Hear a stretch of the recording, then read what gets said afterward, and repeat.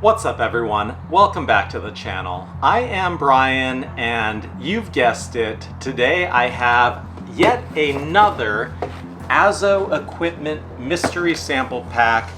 This one is a Dgen. The Dgen has quickly become my go-to favorite pack for everyday carry. I've got the Red Dawn Camo Dgen over here and a light skin LS42 Dgen Mini over here. I love both of these packs so much, and an opportunity came up for yet another one that is in this box. Shout out to Stefan who made this available to me. I am so excited for this pack because it is made of a very special material. I first saw this pack for sale from my buddy Sean a number of months ago, but I did not know what Azo Equipment was back then, and so I didn't buy this pack even though I was very intrigued by the material. These are the type of packs that are really one-offs, so when they're gone, and I didn't think I'd ever see it again, but it popped up, and this time when it popped up, I did not hesitate. I pulled the trigger immediately, and I'm really excited to check this one out, so let's get it open and show you and myself why this is so cool. All right, here we go. So, size-wise, this was advertised as a potentially 24-liter pack, but this one I believe was around 20, and it does look like it is roughly the same dimensions.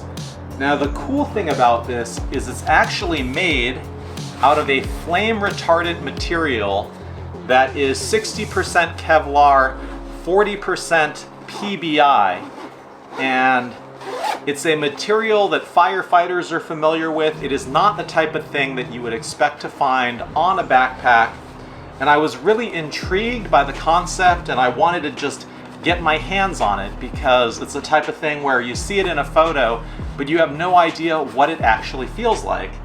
Now, to my hand, it actually just feels like a regular kind of Kadura type nylon material. Now we have 1000D at the bottom. It actually does not feel like that 1000D, but it does feel more like a traditional fabric as opposed to a X-Pack or Eco-Pack type of material. You can see it does have flex and give to it, and it does have a grid pattern, but the grid is actually kind of yellowish looking in nature as opposed to a white grid like Halcyon or Ultra Grid. Overall, it's actually less interesting in person than you would imagine for a flame retardant material. If I didn't know it was flame retardant, I never would have suspected that it is, but knowing that it is actually part of the coolness factor of this pack. And it does go into the back harness, which is really pretty neat. And in fact, there's kind of two different types of layers or elements to this back here. We have the same material as on the front right there, but then a different kind of smaller grid that's a little bit more spotted or dotty that actually wraps through the back of the strap. It actually is a really cool looking material, and I don't know what that material actually is. The harness system on this is pretty neat and interesting. It's actually tacked in far more spots than the traditional Dgen straps, as you can see here. There's kind of one tack up there, one tack down here, whereas on this one, kind of every 1.5 inches or so, you have a tack.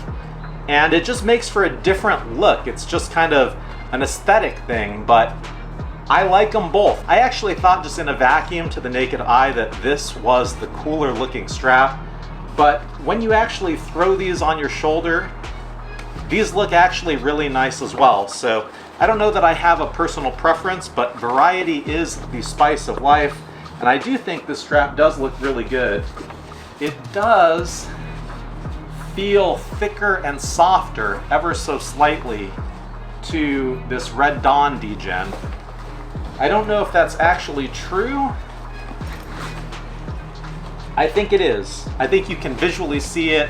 I think it's got a little bit more bend and give to it. It is a little thicker. It feels like it's a little bit more plush. And so it feels like it's going to be just a little bit more comfortable, most likely, on the back. In terms of the pack layout itself, I have a feeling it is going to be very familiar. Everything is just a little bit different. There's kind of a little variety to all of the different packs that they make. So they're the same, but they're not.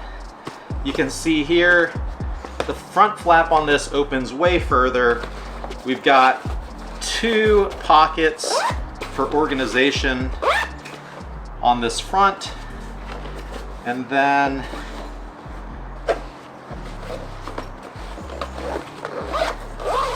into the main compartment, it's kind of inverted. We have some loop field on the back side, and then main compartment with a laptop sleeve and an area in the back for a frame sheet. And in this case, the frame sheet actually is included, and it is transparent. And again, we do have a little bit of a pocket up top in front of the frame sheet. I can also tell we have a quick access pocket up top, and it is soft, felt lined. Same setup as this Red Dawn. Really useful and familiar, typical Azo design features with very minimal material down here, so you can get this opening all the way open nice and easy. And into the back, we've got rear laptop access from the side as well as from the top, which does make this a little bit different from this pack because this pack only has the side laptop access. Overall, a very accessible pack, a very well-built pack, and a very cool pack with the materials in play. And again, we do have a fully adjustable harness here, so I'm gonna adjust this and get it set up the way that I like. We also have a glow-in-the-dark fidlock. Pretty indifferent about this. I don't really care about glow-in-the-dark things, but as a color contrast, it actually does look pretty nice on this pack. I think that's all I've got for now, so I'm gonna load this out, I'm gonna take it for a walk, and I will get back to you with my closing thoughts later. All right, so I'm back after a day of use, and I actually tested this one a little bit differently than the others. I used it for office carry, and it actually exposed some interesting differences between these other packs, of which I now have 3, and they're all the same, but there are slight nuances to how they were constructed, and it affects the functionality ever so slightly. So on this Red Dawn, there is no rear laptop access at the top. The main compartment opens from the front. That actually makes this easier to load out, and there is still laptop access on the side. On this mini Dgen, the main compartment actually opens from the back, and so you have direct access to the laptop compartment, but it makes loadout of the whole pack a little bit more cumbersome because it opens forward. This pack is actually, I think, my favorite layout of all of them because it actually has the main compartment open forward, but laptop access here at the back on both the side and the top. And in this case, for office carry, I've got a really large laptop, and the laptop goes in nice and easy from the top, but not so nice and easy from the side. In fact, I don't even know that I can actually get this thing out. I think it gets kind of stuck, as you can see there. So this is a case where the top access for the laptop is very useful, and that's not always a problem because my personal laptop is actually a very small and thin IBM ThinkPad, and so it just depends on exactly what your needs are as to what's functionally going to work for you or not. But this particular pack right here actually offers kind of the best of all worlds in terms of the options and the flexibility. Now, in terms of the style and materials, from a styling perspective, it's probably the least interesting of the bunch. This pack, pretty interesting front, really interesting harness. This one, obviously with the Red Dawn camo, just kind of interesting all around.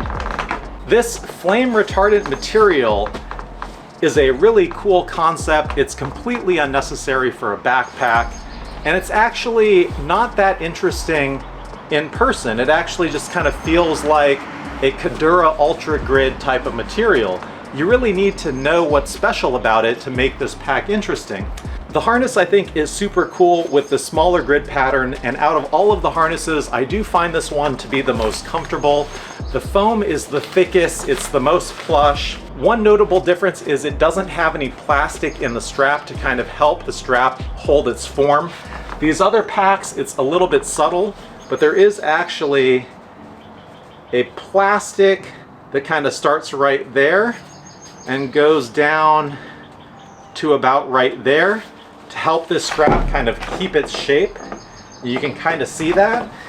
Whereas on this one, that isn't there. You can see it's got a lot more flexibility to it. I like both straps, they're both comfortable, but this one being a little bit thicker is just quite nice. I've come around to really liking this glow-in-the-dark Fidlock sternum strap, and it really does really glow in the dark. When I walked inside the house, it just lit up. So kind of neat. I probably would never spec it for myself, but the fact that I have it, I'm not mad at it.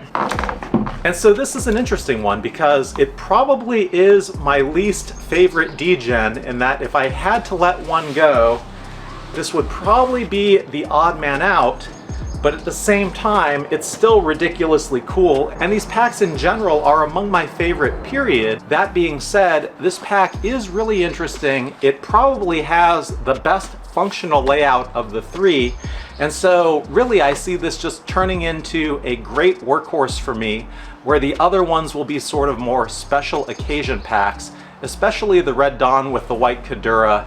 You really got to be careful about what environment you take that into if you don't want it to look used and abused. Now, in terms of a loadout, similar to the other Dgens that I have, it can handle my trusty camera cube, an Evergoods Cap 2, and a small admin pouch from Philip Rabach, and that kind of eats up the full capacity. So definitely on the smaller, more kind of everyday carry side, as opposed to a travel pack.